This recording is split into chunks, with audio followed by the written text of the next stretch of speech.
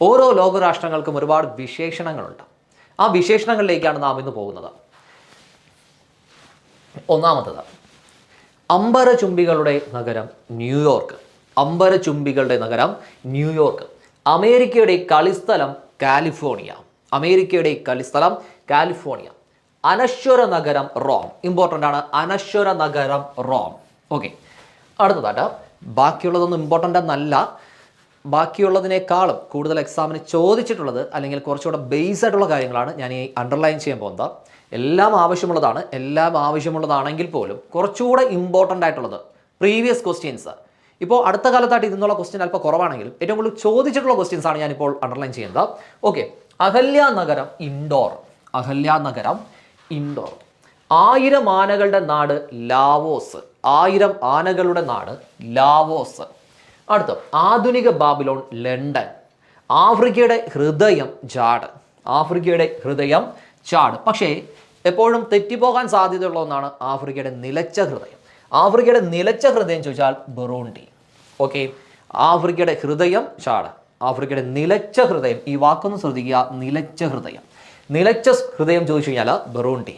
Okay, അപ്പോൾ important ആയിട്ടുള്ളതാണ്. ഒന്നുകൂടെ പറയാം, അംബരചുംബികളുടെ നാട് ന്യൂയോർക്ക്, അമേരിക്കയുടെ കളിസ്ഥലം കാലിഫോർണിയ, അനശ്വര നഗരം റോം, അഹല്യാനഗരി ഇൻഡോർ, 1000 ആനകളുടെ നാട് ലാവോസ്, ആധുനിക ബാബിലോൺ ലണ്ടൻ, ആഫ്രിക്കയുടെ ഹൃദയം ചാഡ്, ആഫ്രിക്കയുടെ നിലച്ച ഹൃദയം ബറൂണ്ടി. അടുത്തതായിട്ട് ആഫ്രിക്കയുടെ വിജാഗിരി കാമറൂൺ. ആഫ്രിക്കയുടെ വിജാഗിരി കാമറൂൺ. പക്ഷേ ആഫ്രിക്കയുടെ കൊമ്പ സൊമാലിയ. ആഫ്രിക്കയുടെ കൊമ്പ സൊമാലിയ. 1000 തടാകങ്ങളുടെ നാട് ഫിൻലാൻഡ്. 1000 തടാകങ്ങളുടെ നഗരം ഫിൻലാൻഡ്. എന്നാൽ 1000 ദ്വീപുകളുടെ നാട് ഇന്തോനേഷ്യ. 1000 ദ്വീപുകളുടെ നാട് ഇന്തോനേഷ്യ. അടുത്തതായിട്ട് ആൽപ്സിലെ സുന്ദരി ഓസ്ട്രിയ, ആഡ്രിയാക്കിൻ്റെ രാജ്ഞി വെന്നീസ്. ഓക്കെ, 1000 മലകളുടെ നാട് റുവാണ്ട.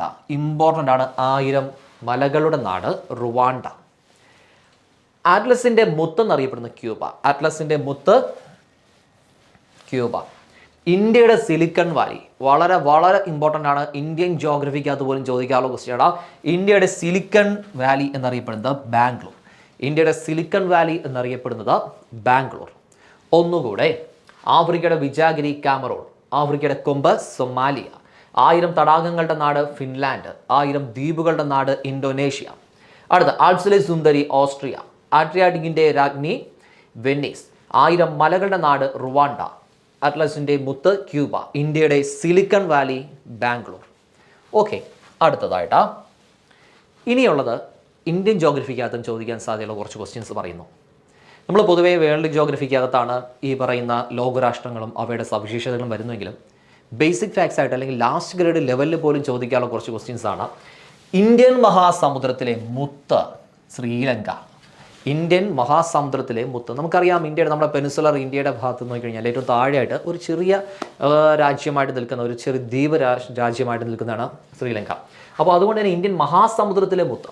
നമ്മളിപ്പോൾ ഇന്ത്യൻ മഹാസമുദ്രം, അറബിക്കടൽ, ബംഗാൾ ഉൾക്കടൽ എന്നിങ്ങനെ എക്സാമ്പിൾ ഇതാണ്. നമ്മുടെ ഇന്ത്യയുടേതായിട്ടുള്ള നമ്മുടെ ഉപദ്വീപീയ ഇന്ത്യയുടെ ഭാഗം ഇങ്ങനെ നോക്കുകയാണെങ്കിൽ ഈ ഉപദ്വീപീയ ഇന്ത്യയുടേതായിട്ടുള്ള ഈ സൈഡാണ് കടൽ. ഏത് കടൽ? അറബിക്കടൽ. ഈ ഭാഗത്താണ് അറബിക്കടൽ. ഓക്കെ, അപ്പുറത്തെ ഭാഗത്താണെങ്കിലോ ബംഗാൾ ഉൾക്കടൽ. ഈ സൈഡ് അറബിക്കടൽ, ഈ സൈഡാണെങ്കിൽ ബംഗാൾ ഉൾക്കടൽ. എങ്കിൽ ഈ ഭാഗത്ത് കാണുന്നതാണ് ഇന്ത്യൻ മഹാസമുദ്രം. എല്ലാം സമുദ്രമാണ്, മുഴുവൻ സമുദ്രമാണ്. ഈ കാണുന്ന ഇന്ത്യൻ മഹാസമുദ്രത്തിൻ്റെ ഒരു ഭാഗമാണ് അറബിക്കടൽ. അപ്പോൾ കടൽ എന്ന് പറഞ്ഞാൽ എന്താണ്?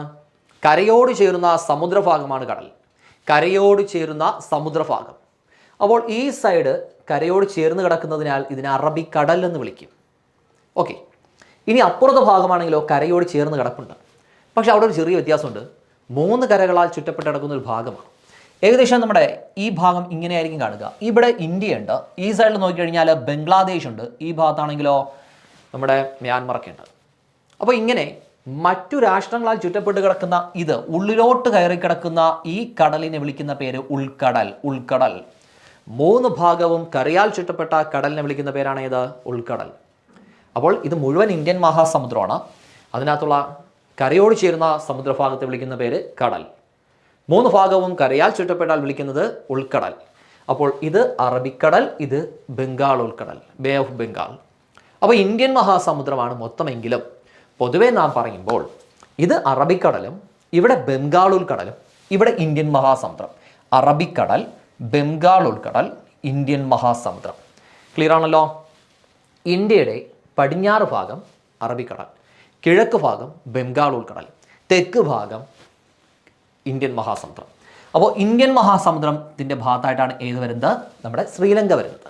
ക്ലിയർ ആണല്ലോ? ഞാൻ ഇത്രയും എടുത്തു പറയാനുള്ള കാരണം ഇന്ത്യൻ ജോഗ്രഫിക്കകത്തും പ്രധാനപ്പെട്ടതാണ്, ഇന്ത്യൻ ജോഗ്രഫിക്കകത്തും ചോദിക്കാറുണ്ട്, ഇമ്പോർട്ടൻ്റ് ആയിട്ടുള്ള ക്വസ്റ്റ്യനാണ്. ഇന്ത്യൻ മഹാസമുദ്രത്തിലെ മുത്തെന്ന് ചോദിച്ചു കഴിഞ്ഞാൽ ഏതാണ്? ശ്രീലങ്ക. അത് കഴിഞ്ഞിട്ട് ഇന്ത്യയുടെ കണ്ണുനീർത്തുള്ളി, ഇന്ത്യയുടെ കണ്ണുനീർത്തുള്ളി എന്നറിയപ്പെടുന്നതും ശ്രീലങ്ക. ഇന്ത്യയുടെ കണ്ണുനീർത്തുള്ളി എന്നറിയപ്പെടുന്നതും ശ്രീലങ്ക. ക്ലിയർ ആണല്ലോ? അപ്പോൾ ഇന്ത്യൻ മഹാസമുദ്രത്തിലെ മുത്ത് എന്നറിയപ്പെടുന്നതും ഇന്ത്യയുടെ കണ്ണുനീർത്തുള്ളി എന്നറിയപ്പെടുന്നതും Sri Lanka. Very very important. Okay, അടുത്ത ഇന്ത്യൻ മഹാസമുദ്രത്തിലെ താക്കോല് മൗറീഷ്യസ്. ഇന്ത്യൻ മഹാസമുദ്രത്തിലെ താക്കോല് മൗറീഷ്യസ്. ഇടിമിന്നലിൻ്റെ നാട് ഭൂട്ടാൻ. ഇടിമിന്നലിൻ്റെ നാട് ഭൂട്ടാൻ. ഇടിമിന്നലിൻ്റെ നാട് ഭൂട്ടാൻ. ഓക്കെ, അടുത്തായിട്ട് ഇംഗ്ലണ്ടിൻ്റെ പൂന്തോട്ടം കെൻറ്റ്. ഇംഗ്ലണ്ടിൻ്റെ പൂന്തോട്ടം കെൻറ്റ്. ഇംഗ്ലണ്ടിൻ്റെ പൂന്തോട്ടം കെൻറ്റ്. ഇരുണ്ട ഭൂഖണ്ഡം ആഫ്രിക്ക. ഈ ഇരുണ്ട ഭൂഖണ്ഡം ആഫ്രിക്ക വളരെ ബേസാണ്. നമ്മുടെ ലാസ്റ്റ് ഗ്രേഡ് ലെവലിൽ പോലും എപ്പോഴും ചോദിക്കുന്നതാണ്. നമുക്കത് വേൾഡ് ജോഗ്രഫി എന്ന് പ്രത്യേകിച്ച് സിലബസിൽ ഇതൊന്നും തന്നിട്ടില്ല എങ്കിൽ പോലും ചോദിക്കുന്ന സിമ്പിളായിട്ടുള്ള ക്വസ്റ്റ്യനാണ് ഇരുണ്ട ഭൂഖണ്ഡം. ഭൂമധ്യരേഖയോട് ചേർന്ന് കാണപ്പെടുന്നതാണ്, അല്ലെങ്കിൽ ഭൂമധ്യരേഖയിൽ സ്ഥിതി ചെയ്യുന്നതാണ് ഇത് ആഫ്രിക്ക. നമ്മുടെ സൂര്യൻ്റെ പ്രകാശം നേരിട്ട് പതിക്കുന്നത് അല്ലെങ്കിൽ ഏറ്റവും കൂടുതൽ ചൂടൊക്കെ കിട്ടിയുന്ന പ്രദേശമാണ് നമ്മുടെ ഭൂമധ്യരേഖ എന്ന് പറയുന്നത്. അവിടെ ഇരുണ്ട ഭൂഖണ്ഡം എന്നറിയപ്പെടുന്ന ഇതാണ് ആഫ്രിക്ക. അടുത്തതായിട്ട് ഇരുണ്ട ഭൂഖണ്ഡം ആഫ്രിക്ക. ഉദയസൂര്യൻ്റെ നാട് ജപ്പാൻ. ബേസ് ആണ് ഉദയസൂര്യൻ്റെ നാട് ജപ്പാൻ. അടുത്ത് ചതുർമുഖ നഗരം എന്നറിയപ്പെടുന്ന പോംചെൻ. ചതുർമുഖ നഗരം പോംചെൻ. ഇതിനകത്ത് വേൾഡ് ജോഗ്രഫി എന്നല്ല ഇന്ത്യൻ ജോഗ്രഫിയിലും പ്രധാനപ്പെട്ടതാണ്. ശ്രീലങ്കയുടെ 2 ക്വസ്റ്റ്യൻ നമ്മൾ പഠിച്ചു. ഇനി ബേസ് ആയിട്ടുള്ളത് ആഫ്രിക്കയുടെ ഒരു ക്വസ്റ്റ്യൻ കൂടെ പഠിച്ചിട്ടുണ്ടായിരുന്നു. ഇത് ഇത്രയും വളരെ ഇമ്പോർട്ടൻ്റ് ആണ്. ആഫ്രിക്കയും ജപ്പാനും കൂടെ. ഓക്കെ, ഉദയസൂര്യൻ നാട് ജപ്പാനും കൂടെ ഓർത്ത് വെച്ചോ. അപ്പോൾ ഇന്ത്യൻ മഹാസമുദ്രത്തിലെ മുത്ത് ശ്രീലങ്ക. ഇന്ത്യയുടെ കണ്ണുനീർത്തുള്ളി എന്നറിയപ്പെടുന്നതും ഇത് തന്നെയാണ് ശ്രീലങ്ക. ഇന്ത്യൻ മഹാസമുദ്രത്തിൻ്റെ താക്കോല് മൗറീഷ്യസ്. ഇടിമിന്നലിൻ്റെ നാട് ഭൂട്ടാൻ. ഇംഗ്ലണ്ടിൻ്റെ പൂന്തോട്ടം കെൻറ്റ്. അടുത്ത് ഇരുണ്ട ഭൂഖണ്ഡം ആഫ്രിക്ക. ഉദയസൂര്യൻ്റെ നാട് ജപ്പാൻ. അടുത്ത ചതുർമുഖ നഗരം പോംചെൻ. അടുത്തതായിട്ട് ചെറിയ റഷ്യ. ചെറിയ റഷ്യ എന്നറിയപ്പെടുന്നത് ഉക്രൈനാണ്. Junior America Canada. Junior America പ്രധാനപ്പെട്ടതാണ്. ജൂനിയർ അമേരിക്ക എന്നറിയപ്പെടുന്നത് കാനഡ. Junior America Canada. ചോക്ലേറ്റിൻ്റെയും വാച്ചുകളുടെയും നഗരം സ്വിറ്റ്സർലാൻഡ്. നമുക്ക് വാച്ചുകൾക്ക് പ്രസിദ്ധം സ്വിറ്റ്സർലാൻഡാണ്, നമ്മൾ കേട്ടുള്ള ഇതാണ്. അപ്പോൾ വാച്ചുകളുടെയും അതുപോലെ തന്നെ ചോക്ലേറ്റിൻ്റെയും നഗരം എന്ന് പറയുന്നത് സ്വിറ്റ്സർലാൻഡ്.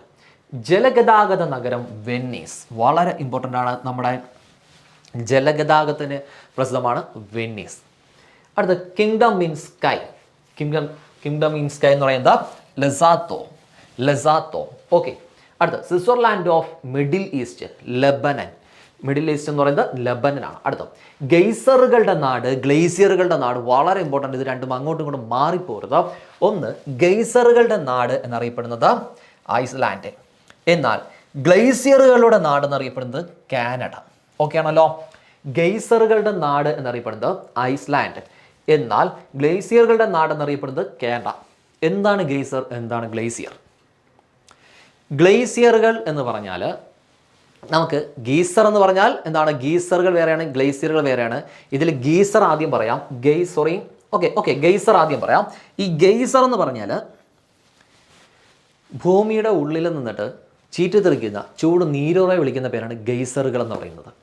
ഓൾഡ് ഫെയ്ത്ത്ഫുള്ളിലെ യെല്ലോസ്റ്റോൺ നാഷണൽ പാർക്കിലൊക്കെ ഉള്ളത് വളരെ പ്രശസ്തമായിട്ടുള്ള ഗെയ്സറുകളാണ്. അപ്പോൾ ഗെയ്സർ എന്ന് പറഞ്ഞാൽ നമ്മുടെ ഭൂമിയുടെ ഉള്ളിലുള്ള ഈ എന്താണ് ചൂട് നീരുറവ ഭൂമിയുടെ ഉപരിതലത്തിലേക്ക് ചീറ്റിത്തെറിക്കുന്ന ചൂട് വെള്ളമായിരിക്കും വരുന്നത്, അല്ലെങ്കിൽ ഇങ്ങനെ വരുന്നതിനാണ് നമ്മൾ ഗെയ്സറുകൾ എന്ന് പറയുന്നത്. അതായത് ചൂട് നീരുറവ ഭൂമിയുടെ മുകളിലേക്ക്, അതായത് നമ്മുടെ ഉപരിതലത്തിലേക്ക്, ഉപരിതല ജലസ്രോതസ് പോലെ ചീറ്റിത്തെറിക്കുന്നതിനെ പറയുന്നതാണ് ഗെയ്സറുകൾ എന്ന് പറയുന്നത്, ചൂട് നീരുറവ. എന്നാൽ ഗ്ലേസിയറുകൾ എന്ന് പറഞ്ഞാൽ ഹിമാനിയാണ്. ഗ്ലേസിയർ എന്ന് പറഞ്ഞാൽ ഹിമാനി. ഈ ഗ്ലേസിയറുകൾ എന്ന് പറയുമ്പോഴത്തേക്കും ചലിക്കുന്ന മഞ്ഞുപാളികൾ എന്നാണ് ഇതിൻ്റെ കറക്റ്റ് ഡെഫിനിഷൻ. ചലിക്കുന്ന മഞ്ഞുപാളികൾ. പണ്ട് കാർട്ടൂണൊക്കെ കാണുമ്പോഴത്തേക്കും നമ്മൾ കാണുന്ന ഒന്നാണ്. വെള്ളത്തിൻ്റെ മുകളിൽ ഐസ് ക്യൂബ് പൊങ്ങിക്കിടക്കുന്നു. പെൻഗ്വിൻ, ധ്രുവക്കരടി ഇതൊക്കെയാണെങ്കിൽ അതിൻ്റെ മുകളിൽ ഇരിക്കുന്നതൊക്കെ കണ്ടുകൊണ്ടായിരിക്കും കാർട്ടൂണൊക്കെ കാണുമ്പോൾ. അല്ലെങ്കിൽ നമ്മുടെ ടൈറ്റാനിക് കപ്പൽ ചെന്നടിച്ച മഞ്ഞുപാളി, ഇതെല്ലാം ഗ്ലേസിയറുകളാണ്, ഗ്ലേസിയറുകൾ. എന്നാൽ ചൂട് നീരുറവയാണ് ഏത്? ഗെയ്സറുകൾ. അപ്പോൾ ഗെയ്സറുകളുടെ നാട് ചോദിച്ചാൽ ഐസ്ലാൻഡാണ്. എന്നാൽ ഗ്ലേസിയറുകളുടെ നാട് ഏതാണ്? കാനഡ. ഓക്കെ ആണല്ലോ. അടുത്തായിട്ട് ലാൻഡ് ഓഫ് ബ്ലൂ സ്കൈ എന്നറിയപ്പെടുന്ന Mongolia. Land of blue sky എന്നറിയപ്പെടുന്നത് മംഗോളിയ. മംഗോളിയയിലെ പ്രശസ്തനായിട്ടുള്ള ഒരു ഭരണാധികാരി ചെങ്കിസ് ഖാൻ. ഓർത്തു വെച്ചോ, വെറുതെ കണ്ടതുകൊണ്ട് പറഞ്ഞുള്ളൂ. PC പലപ്പോഴും ചോദിക്കാറുണ്ട് മംഗോളിയ സാമ്രാജ്യം. ചെങ്കിസ് ഖാൻ മംഗോളിയൻ സാമ്രാജ്യത്തിലെ ചക്രവർത്തിയാണ് അത്, ചെങ്കിസ് ഖാൻ. ഓക്കെ, അടുത്ത് തീയുടെ നാട് ഐസ്ലാൻഡ്. തീയുടെ നാട് ഐസ്ലാൻഡ്. അപ്പോൾ നമുക്ക് കണക്ട് ചെയ്യാൻ കുറച്ച് എളുപ്പമുണ്ട്. തീ, ഇത് ഐസ്. ഓക്കെ, തീയുടെ നാട് ഐസ്ലാൻഡ്. കേക്കുകളുടെ നഗരം സ്കോട്ട്ലാൻഡ്. കേക്കുകളുടെ നഗരം സ്കോട്ട്ലാൻഡ്. അടുത്ത് ക്ലോക്കുകളുടെ നഗരവും സ്കോട്ട്ലാൻഡ്. അപ്പോൾ കേക്കുകളുടെ നാട് ക്ലോക്കുകൾ. കേക്കും ക്ലോക്കും, കേക്കും ക്ലോക്കും ഏതാണ്? സ്കോട്ട്ലാൻഡ്.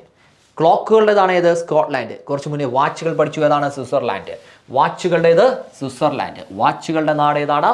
സ്വിറ്റ്സർലാൻഡ്. വാച്ചുകളാണെങ്കിൽ സ്വിറ്റ്സർലാൻഡ്. എന്നാൽ ഇപ്പോൾ പറഞ്ഞത് ഏതാണ്? ക്ലോക്കാണ്. അപ്പോൾ ക്ലോക്കുകളുടെ നാട് ചോദിച്ചാൽ ഏതാണ്? സ്കോട്ട്ലാൻഡ്. വാച്ചുകളാണെങ്കിൽ സ്വിറ്റ്സർലാൻഡ്, ക്ലോക്കുകളാണെങ്കിൽ സ്കോട്ട്ലാൻഡ്. പിന്നെ കേക്കുകളും ഇവിടെ തന്നെയാണ്, സ്കോട്ട്ലാൻഡ്. അടുത്ത് ലില്ലിപ്പൂക്കളുടെ നാട് കാനഡ. ബേസ് ആണ്. ലില്ലിപ്പൂക്കളുടെ നാട് കാനഡ. ലില്ലിപ്പൂക്കളുടെ നാട് കാനഡ. അടുത്തായിട്ട് ഗോതമ്പിൻ്റെയും കന്നുകാലികളുടെ നാട് അർജന്റീന. ഇമ്പോർട്ടൻ്റ് ആണ്. ഗോതമ്പിൻ്റെയും കന്നുകാലികളുടെയും നാടെന്നറിയപ്പെടുന്നത് അർജന്റീന. ഒന്നുകൂടെ, തീയുടെ നാട് ഐസ്ലാൻഡ്. അതുകൊണ്ട് കേക്കുകളുടെ നാട് സ്കോട്ട്ലാൻഡ്. കേക്കുകളുടെയും ക്ലോക്കുകളുടെയും രണ്ടിൻ്റെയും നാട് അത് തന്നെയാണ്, സ്കോട്ട്ലാൻഡ്. അടുത്ത് ലില്ലിപ്പൂക്കളുടേത് കാനഡ. ഗോതമ്പിൻ്റെയും കന്നുകാലികളുടെയും നാട് അർജന്റീന. അടുത്തതായിട്ട് mother's land Ethiopia. Mother's land എന്നറിയപ്പെടുന്നത് എത്യോപ്യ. ലോകത്തിൻ്റെ ശ്വാസകോശം ഇന്തോനേഷ്യ. ലോകത്തിൻ്റെ ശ്വാസകോശം ഇന്തോനേഷ്യ. ഓറിയൻറ്റൻസിലെ മുത്ത്. ഓറിയൻറ്റൻസിലെ മുത്ത് എന്നറിയപ്പെടുന്നത് ഫിലിപ്പൈൻസ്. ഗ്രാവിയാർഡ് ഓഫ് എംപയേഴ്സ് എന്നറിയപ്പെടുന്നത് അഫ്ഗാനിസ്ഥാൻ. അടുത്ത ഗ്രാവിയാർഡ് ഓഫ് എംപയേഴ്സ് എന്നറിയപ്പെടുന്നത് അഫ്ഗാനിസ്ഥാൻ. തടാകങ്ങളുടെയും വനങ്ങളുടെയും നാട് ഫിൻലാൻഡ്. ഇമ്പോർട്ടൻ്റ് ആണ്. തടാകങ്ങളുടെയും വനങ്ങളുടെയും നാടെന്നറിയപ്പെടുന്നത് ഫിൻലാൻഡ്. തടാകങ്ങളുടെയും വനങ്ങളുടെയും നഗരം എന്നറിയപ്പെടുന്ന നാടെന്നറിയപ്പെടുന്നത് ഏതാണ്? ഫിൻലാൻഡ്. ഗ്രാമ്പുവിൻ്റെ നാട് മഡഗാസ്കർ. മഡഗാസ്കർ ദ്വീപ്, 8ാമത്തെ ഭൂഖണ്ഡം. ഓക്കെ, അപ്പോൾ എട്ടാമത്തെ ഭൂഖണ്ഡം എന്ന് വിശേഷിപ്പിക്കുന്നതാണ്. ഓക്കെ, അപ്പോൾ ഗ്രാമ്പൂവിൻ്റെ ദ്വീപ് എന്നറിയപ്പെടുന്നത് ഏതാണ്? മഡഗാസ്കർ. ഗ്രാമ്പൂവിൻ്റെത് മഡഗാസ്കർ. ഈ മഡഗാസ്കറിനെ കുറിച്ച് നമുക്ക് ചരിത്രകാരന്മാർ പറയുന്നുണ്ടേ. നമ്മുടെ കേരളമില്ലേ, നമ്മൾ കേരളത്തിൻ്റെയൊക്കെ സൈഡിൽ പണ്ട് മഡഗാസ്കർ ദ്വീപ് വന്നിട്ട് ഇങ്ങനെ ചേർന്നിരുന്നതാണെന്നും പിന്നീട് സെപ്പറേറ്റഡ് ആയെന്നൊക്കെ ഒരു തിയറി തന്നെയുണ്ട്. നമ്മുടെ വൻകര വിസ്ഥാപന സിദ്ധാന്തം അല്ലേ, വൻകര വിസ്ഥാപന സിദ്ധാന്തം, കോണ്ടിനെൻ്റൽ ഡ്രിഫ്റ്റ് തിയറി. അതായത് നമ്മുടെ പാൻജിയ, പന്തലാസ, അതിൽ കരഭാഗമാണ് ഇത് പാൻജിയ. അതാണെങ്കിൽ പിന്നീട് രണ്ടായിട്ട് സ്പ്ലിറ്റ് ചെയ്യുന്നുണ്ട്. Laurasia, Gondwana land. പിന്നെ വീണ്ടും ഇത് അങ്ങോട്ടും ഇങ്ങോട്ടും സ്പ്ലിറ്റ് ചെയ്യുന്നുണ്ട്. ഫലകചലന സിദ്ധാന്തം എന്ന് പറയുന്ന ഒരു സിദ്ധാന്തമുണ്ട്. കോണ്ടിനെൻ്റൽ ഡ്രിഫ്റ്റ് തിയറിക്കകത്ത് ഫലകചലന സിദ്ധാന്തം വരുന്നുണ്ട്. അപ്പോൾ അതിനകത്ത് പറയുന്നത് അനുസരിച്ചിട്ട് ഈ മഡഗാസ്കർ എന്ന് പറയുന്ന ദ്വീപ് ഇപ്പോൾ കാണുന്ന നമ്മുടെ കേരളത്തിൻ്റെ ഭാഗമായിട്ടുള്ള നമ്മുടെ പശ്ചിമഘട്ടത്തിൻ്റെയൊക്കെ ആ ഒരു സൈഡിലോട്ട്, അതായത് നമ്മുടെ തീരപ്രദേശത്ത് വന്നിങ്ങനെ ചേർന്ന് നിന്നിട്ടുണ്ടായിരുന്നു. അങ്ങനെ പണ്ട് കേരളവും ഈ മഡഗാസ്കറും തമ്മിലൊരു ബന്ധമുണ്ടായിരുന്നു എന്നൊക്കെ ചരിത്രകാരന്മാർ പറയുന്നുണ്ട്. അപ്പോൾ എന്ത് തന്നെയായാലും അപ്പോൾ ഓർമ്മിക്കുക, നമ്മുടെ പശ്ചിമഘട്ടത്തിൽ കാണുന്ന പല മൃഗങ്ങളും പല ജന്തു വൈവിധ്യങ്ങളും മഡഗാസ്കർ ദ്വീപിലുമുള്ളത് ഇതിനൊരു തെളിവായിട്ടൊക്കെ സൂചിപ്പിക്കുന്നുണ്ട്. അപ്പോൾ ഇങ്ങനെ ഫലകചലന സിദ്ധാന്തപ്രകാരം നമ്മളായിട്ട് കുറച്ചുകൂടെ കണക്റ്റഡ് ആയിട്ടുള്ള ഒരു പ്രദേശമാണ് മഡഗാസ്കർ എന്ന് പറയുന്നത്. ഓക്കെ, അടുത്ത് തടാകങ്ങളുടെയും പർവ്വതങ്ങളുടെയും നാട് മാസിഡോണിയ. മാസിഡോണിയ എന്ന് കേൾക്കുമ്പോൾ പെട്ടെന്ന് ഓർമ്മിക്കേണ്ട ഒരാളുണ്ട്, അലക്സാണ്ടർ ചക്രവർത്തി. അലക്സാണ്ടർ ചക്രവർത്തിയുടെ സ്ഥലവും ഏതാണ്? മാസിഡോണിയ. ഓക്കെ, അപ്പോൾ തടാകങ്ങളുടെയും പർവ്വതങ്ങളുടെയും നാട് എന്നറിയപ്പെടുന്നത് മാസിഡോണിയ. തടാകങ്ങളുടെയും പർവ്വതങ്ങളുടെയും നാട് മാസിഡോണിയ. തെക്കിൻ്റെ ബ്രിട്ടൻ ന്യൂസിലാൻഡ്. തെക്കിൻ്റെ ബ്രിട്ടൻ ന്യൂസിലാൻഡ്. തെക്കിൻ്റെ ബ്രിട്ടൻ ന്യൂസിലാൻഡ്. അടുത്ത തുലീപ്പ് പുഷ്പങ്ങളുടെ നാട് നെതർലാൻഡ്. തുലീപ്പ് പുഷ്പങ്ങളുടെ നാട് നെതർലാൻഡ്. ഈ തുലീപ്പ് എന്ന് പറയുന്നത് നമ്മുടെ ഇന്ദിരാഗാന്ധി തുലീപ്പ് തോട്ടമുണ്ട്. അത് നമ്മുടെ ഇന്ത്യയിലെ ഏറ്റവും പ്രശസ്തമായിട്ടുള്ളതാണ്. അപ്പോൾ ഇതുപോലെയുള്ള ഈ തുലീപ്പ് പുഷ്പങ്ങളുടെ നാടെന്നറിയപ്പെടുന്നത് നെതർലാൻഡാണ്. നെതർലാൻഡ്. ഒന്നുകൂടെ പറയാം. മദേഴ്സ് ലാൻഡ് എത്യോപ്യ, ലോകത്തിൻ്റെ ശ്വാസകോശം ഇന്തോനേഷ്യ, ഓറിയൻസിലെ മുത്തെന്നറിയപ്പെടുന്ന Philippines, graveyard of empires Afghanistan. അടുത്ത തടാകങ്ങളുടെയും വനങ്ങളുടെയും നാട് ഫിൻലാൻഡ്, ഗ്രാമ്പൂവിൻ്റെ നാട് മഡഗാസ്കർ, തടാകങ്ങളുടെയും പർവ്വതങ്ങളുടെയും നാട് മാസിഡോണിയ. അടുത്ത തെക്കിൻ്റെ ബ്രിട്ടൻ ന്യൂസിലാൻഡ്, തുളീപ്പ് പുഷ്പങ്ങളുടെ നാടെന്നറിയപ്പെടുന്നത് നെതർലാൻഡ്. അടുത്തതായിട്ട് നിത്യനഗരം റോം. നിത്യനഗരം റോം. നാവികരുടെ ദ്വീപുകൾ സമോവ നാവികരുടെ ദ്വീപുകൾ എന്നറിയപ്പെടുന്നത് സമോവ. അടുത്ത നദികളുടെയും കൈവഴികളുടെയും നാട് ബംഗ്ലാദേശ്. നദികളുടെയും കൈവഴികളുടെയും നാട് ബംഗ്ലാദേശ്. എന്നാൽ കുറച്ചു മുന്നേ നമ്മൾ പഠിച്ചിട്ടുണ്ടായിരുന്നു തടാകങ്ങളുടെയും പർവ്വതങ്ങളുടെയും നാടാണേത് മാസിഡോണിയ. മാറരുത്, തടാകങ്ങളുടെയും പർവ്വതങ്ങളുടെയും നാടാണേത് മാസിഡോണിയ. പക്ഷേ ഏറ്റവും ഇമ്പോർട്ടൻ്റ് ഇതാണ് നദികളുടെയും കൈവഴികളുടെയും നാട് ബംഗ്ലാദേശ്. നമ്മുടെ തൊട്ടടുത്ത് തന്നെ കിടക്കുന്നുണ്ട് ബംഗ്ലാദേശ്. നദികളുടെയും കൈവഴികളുടെയും നാടാണേത് ബംഗ്ലാദേശ്. അടുത്ത് നാളെയുടെ നാട് ബ്രസീൽ. നാളെയുടെ നാടെന്നറിയപ്പെടുന്നത് ബ്രസീലാണ്. നാഗരികതയുടെ പിള്ളത്തൊട്ടിൽ ഈജിപ്റ്റ്. നാഗരികതയുടെ പിള്ളത്തൊട്ടിൽ ഈജിപ്റ്റ്. നമ്മുടെ ഈജിപ്ഷ്യൻ സംസ്കാരം അറിയാം, വളരെ പ്രശസ്തമായിട്ടുള്ള വളരെ പുരോഗമനം ആർജിച്ചിട്ടുണ്ടായിരുന്ന ഒരു സിവിലൈസേഷനാണ്. അപ്പോൾ അതുകൊണ്ട് തന്നെയാണ് നമ്മുടെ നാഗരികതയുടെ പിള്ളത്തൊട്ടിൽ എന്നറിയപ്പെടുന്നത് ഈജിപ്ഷ്യൻ സംസ്കാരമാണ്, അല്ലെങ്കിൽ ഈജിപ്റ്റ്. ഓക്കെ. അടുത്ത നീണ്ട വെളുത്ത മേഘങ്ങളുടെ നാട് ന്യൂസിലാൻഡ്. നീണ്ട വെളുത്ത മേഘങ്ങളുടെ നാട് ന്യൂസിലാൻഡ്. നീലനാട്, ദൈവം മറന്ന നാട് ഐസ്ലാൻഡ്. അപ്പോൾ ഐസ്ലാൻഡ്. ഓക്കെ. നീലനാട്, ദൈവം മറന്ന നാട് ഐസ്ലാൻഡ്. ഓക്കെ. നൈലിൻ്റെ ദാനം ഈജിപ്റ്റ്. ഇമ്പോർട്ടൻ്റ് ആണ്, കാരണം നൈൽ നദിയുടെ തീരത്താണ് ഏത് ഈജിപ്റ്റ്. അപ്പോൾ നൈൽ നദിയുടെ തീരത്ത് ഉടലെടുത്ത സംസ്കാരം ചോദിച്ചു കഴിഞ്ഞാൽ ഈജിപ്ഷ്യൻ സംസ്കാരമാണ്. ഈ ഈജിപ്റ്റ് ഏതിൻ്റെ തീരത്താണെന്ന് ചോദിച്ചു കഴിഞ്ഞാലും നൈൽ നദിയുടെ തീരത്താണ് ഈജിപ്റ്റ്. അതുകൊണ്ട് തന്നെ നൈലിൻ്റെ ദാനമാണ് ഇത് ഈജിപ്റ്റ്. നൈലിൻ്റെ ദാനം ഈജിപ്റ്റ്. അടുത്ത പൂന്തോട്ട നഗരം ചിക്കാഗോ. കാറ്റിൻ്റെതും ചിക്കാഗോ വരുന്നുണ്ടാവും. പൂന്തോട്ട നഗരം ചിക്കാഗോ. ഓക്കെ ആണല്ലോ. പൂന്തോട്ട നഗരം ചിക്കാഗോ. ഒന്നുകൂടെ നിത്യനഗരം റോം. നാവികരുടെ ദ്വീപുകൾ എന്ന് പറയുന്ന സമോവ. നദികളുടെയും കൈവഴികളുടെ നാട് ബംഗ്ലാദേശ്. നാളെയുടെ നാട് ബ്രസീൽ. നാഗരികതയുടെ പിള്ളത്തൊട്ടിൽ എന്നറിയപ്പെടുന്നത് ഈജിപ്റ്റ്.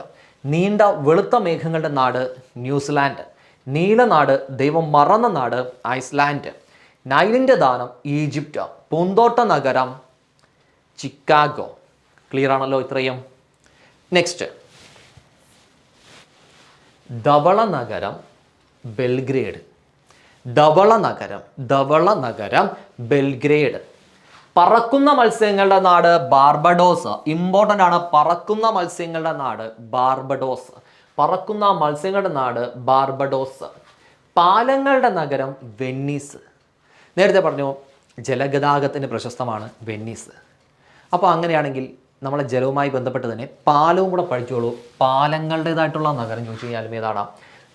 പാലങ്ങളുടെ നഗരവും വെന്നീസ്. പാപികളുടെ നഗരം ബാങ്കോക്ക്. പാതിരാസൂര്യൻ്റെ നാട് നോർവേ. പാതിരാസൂര്യൻ്റെ നാട്ടിൽ എസ് കെ പൊറ്റക്കാട് പ്രശസ്തമായിട്ടുള്ള ഒരു യാത്രാ വിവരണമാണ് സാഹിത്യം. ഓക്കെ. അപ്പോൾ ഓർമ്മിക്കുക, പാതിരാസൂര്യൻ്റെ നാട് നോർവേ. പാലിൻ്റെയും പണത്തിൻ്റെയും നാട് സ്വിറ്റ്സർലാൻഡ്. പാലിൻ്റെയും കന്നുകാലികൾ അത്യാവശ്യം കൂടുതലുണ്ടേ. അപ്പോൾ ഓർത്തിരുന്നാൽ മതി, കന്നുകാലികൾ അത്യാവശ്യം കൂടുതലുണ്ട്. അപ്പോൾ പാലിൻ്റെയും പണത്തിൻ്റെയും നാട് സ്വിറ്റ്സർലാൻഡ്. പസഫിക്കിൻ്റെ കവാടം പനാമ കനാൽ. അടുത്തത് പവിഴദ്വീപ് ബഹ്റൈൻ. നമ്മുടെ ലക്ഷദ്വീപ് പവിഴപ്പുറ്റുകളാൽ സമ്പുഷ്ടമാണ്. പവിഴദ്വീപ് എന്നറിയപ്പെടുന്നത് ബഹ്റൈൻ. ഓക്കെ. അടുത്തതായിട്ട് ധവള നഗരം ബെൽഗ്രേഡ്. പറക്കുന്ന മത്സ്യങ്ങളുടെ നാട് ബാർബഡോസ്. പാലങ്ങളുടെ നഗരം വെന്നീസ്. പാപികളുടെ നഗരം ബാങ്കോക്ക്. പാതിരാസൂര്യൻ്റെ നാട് നോർവേ. പാലിൻ്റെയും പണത്തിൻ്റെയും നാട് സ്വിറ്റ്സർലാൻഡ്. പസഫിക്കിൻ്റെ കവാടം പനാമ കനാൽ. പവിഴദ്വീപ് ബഹ്റൈൻ. ക്ലിയർ ആണല്ലോ. ലോകരാഷ്ട്രങ്ങളും അവയുടെ സവിശേഷതകളും എന്ന ഈ ക്ലാസ്സിന് ശേഷം അടുത്തതിൻ്റെ സെക്കൻഡ് പാർട്ട് ഉണ്ടായിരിക്കുന്നതായിരിക്കും. നിങ്ങൾ അടുത്ത വീഡിയോ കൂടെ തീർച്ചയായിട്ടും കാണാനായിട്ട് ശ്രമിക്കുക. കുറച്ചുകൂടെ നല്ല പോയിന്റ്സ്, പ്രീവിയസ് ക്വസ്റ്റ്യൻസ് എല്ലാം ഉൾപ്പെടുത്തിയുള്ള കുറച്ച് റിതമിക് ആയിട്ടുള്ള കുറച്ച് കാര്യങ്ങളാണ്. അപ്പോൾ അതുകൊണ്ട് തന്നെ ഇതിൻ്റെ അടുത്ത പാർട്ട് നിങ്ങൾ കാണുന്നത് പോലെ തന്നെ, അതായത് ഇതിൻ്റെ ഫസ്റ്റ് പാർട്ട് പോലെ തന്നെ നിങ്ങൾ അടുത്ത പാർട്ട് കാണുന്ന പോലെ കോണ്ടിനെൻസും കൂടെ തീർച്ചയായിട്ടും കാണാനായിട്ട് ശ്രമിക്കുക. അപ്പോൾ നമുക്ക് അതിൻ്റെ രണ്ടാമത്തെ പാർട്ട്, ലോകരാഷ്ട്രങ്ങളും അവയുടെ സവിശേഷതകളും രണ്ടാമത്തെ പാർട്ടിൽ വീണ്ടും കാണാം.